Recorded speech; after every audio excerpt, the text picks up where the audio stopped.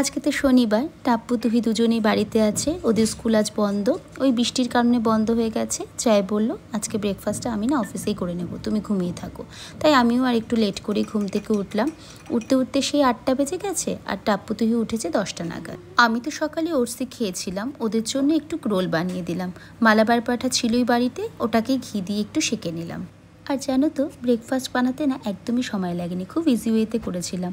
Omelette বানিয়ে নিয়েছি, ওর মধ্যে চিজ দিয়ে দিয়েছি, আর আগে থেকে যে সেঁকে নাও মালাবার পাটাটা ছিল ওটাও দিয়ে দিয়েছি। এর মধ্যে একটু সস আর কুচনো পেঁয়াজ আর লেটুস পাতা দিয়ে দিয়েছিলাম। এক্সট্রা করে আর নুন দেইনি, কারণ অলরেডি না চিজে নুন থাকেই। তোমরাও না চিজ দিয়ে কিছু খাবার বানালে এক্সট্রা নুন আর দেবে না, কারণ অমলেটে কিন্তু আমি অলরেডি নুন দিয়েই দিয়েছিলাম। আজকে তো তুহিকে বকা দিয়ে পড়তে বসিয়েছি, আর বলেছি ব্রেকফাস্ট তোমাদের জন্য বানাচ্ছি, তুমি পড়তেই থাকো, তোমাকে আজকে ব্রেকফাস্ট আমি খাইয়ে দেবো। এর মধ্যে 3বার এসে আমাকে জিজ্ঞেস করা হয়ে গেল, মামা ব্রেকফাস্ট কি তোমার রেডি হলো? আনলাম না, হয়নি, আমার একটু টাইম লাগবে, তুমি গিয়ে পড়তে বসো। বলছি মামা ব্রেকফাস্টটা করে পড়তে বসি? আনলাম না, একদম না, তুমি গিয়ে পড়তে বসো। বলে ব্রেকফাস্ট করে একদম ভালো করে পড়তে বসতাম, যে একদম না। আসলে কি বলো তো, চাচ্ছে যত লেট করে আসলে পড়তে বসা যায়। খুব দুষ্টু জানো, একদম পড়তে বসতে চায় না। আমাকে না একটুকু ভয় পায় না। টাপ্পু যতটা আমাকে ভয় পায়, ও আমাকে ততটাই ভয় পায় না। একটু মানে মারটাকে ভয় পায়, যদি কোনো সময় মার দিই তখন একটু ভয় পায়, তখন একটুখানি পড়ে। আদারওয়াইজ মানে ওকে কন্ট্রোলই করা যায় না। এখন আমি বলেছি যে তুমি যদি যতই ঠিকঠাকভাবে না পড়ো, তাহলে আমি কিন্তু তোমাকে আজকে আমি টিভি চলাতেই দেবো না, আর আমি তোমাকে আইপ্যাডও দেবো না। তো এই কারণে ও এখন পড়াশোনাটা করছে এবং মনোযোগ দিয়েই করছে। এদিকে না মাসি সমস্ত মাছ ভেজে রেখেছে, আমি খালি এখন মাছের ঝোলটা রান্না করতে এসেছি। আজকে বাড়িতে চিতল মাছ রান্না করছি। তো প্রথমে কড়াইতে সর্ষের তেল দিয়ে তার মধ্যে একটু জিরা ফোড়ন আর তেজপাতা ফোড়ন দিয়েছি। এবার আলুগুলোকে ভেজে নিয়েছি।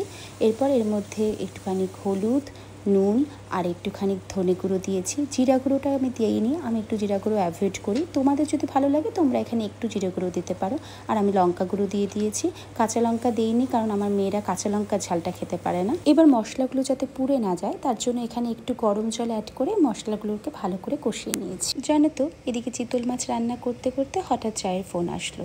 বললো কি আজকে নাকি অফিস থেকে আসতে পারবে না লাঞ্চ করতে, কারণ ওর অফিসে প্রচুর কাজ পড়ে গেছে। মনটা এত খারাপ হয়েছে, আসলে আমরা 4 জনের মধ্যে না ওই সবচেয়ে বেশি চিতল মাছ খেতে ভালোবাসে, আর এদিকে ওই আসবে না।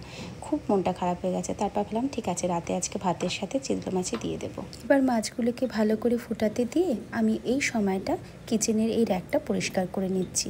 এই সমস্ত কাজ না আমি নিজে একাই করি, মাসিকে একদম করতে দেই না, কারণ মাসির হাত থেকে যদি কোনো সময় কোনো জিনিস ভেঙে যায়, ওই ভয়ে মাসিকে আর কিছু করতে দেই না। এইসব জিনিসগুলো আমিই করে নিই। তোমরা সবাই আবার ক্রকারিজ খুব পছন্দ করছো, তো এখানে এই র্যাকটার মধ্যে যত ক্রকারিজ দেখছো, এগুলো সব কিন্তু আমার অ্যামাজন থেকে কেনা। ওই একটা দুটোই হবে যেটা আমি চুম্বক থেকে নিয়েছি। এই দেখো, রান্না করতে করতে কিন্তু এদিকে আমার র্যাকটাও পরিষ্কার হয়ে গেল।